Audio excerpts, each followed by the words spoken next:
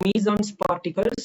So eta, neutral pion, positive pion, negative pion, and cation, neutral, positive cation, and negative cation. So இந்த anti-neutral cation ஒன்று இருக்குது, அதை நான் சேர்க்கல நான்.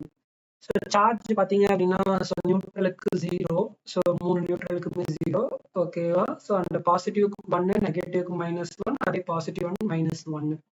So Billiard numbers is 0 because this is comes under bosons integral spins. அதனால இது எல்லாத்துக்குமே Billiard number வராது 0. Lepton numbers வராது 0.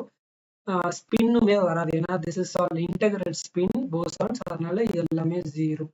And parity is also -1, but isospin is neutronக்கு 0, but neutron pionக்கு 1 isospin. Yes, இது எப்படி கண்டுபிடிப்பாங்க ஐசோஸ்பின்? இதுக்கு எப்படி சார் 1 ஐசோஸ்பின் மட்டும் இருக்குன்னா, 2i + 1 is equal to number of multiplicity of this particle is 3.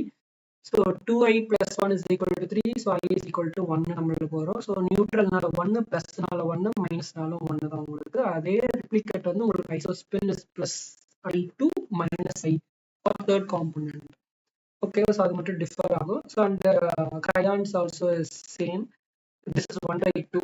Yes, this is 1/2. So இது எல்லாமே 1/2. அது மட்டும் ஞாபகம் வச்சுங்க. 1/2 மைனஸ் வந்துருச்சு அதுல. Okay, so this is also is 1/2.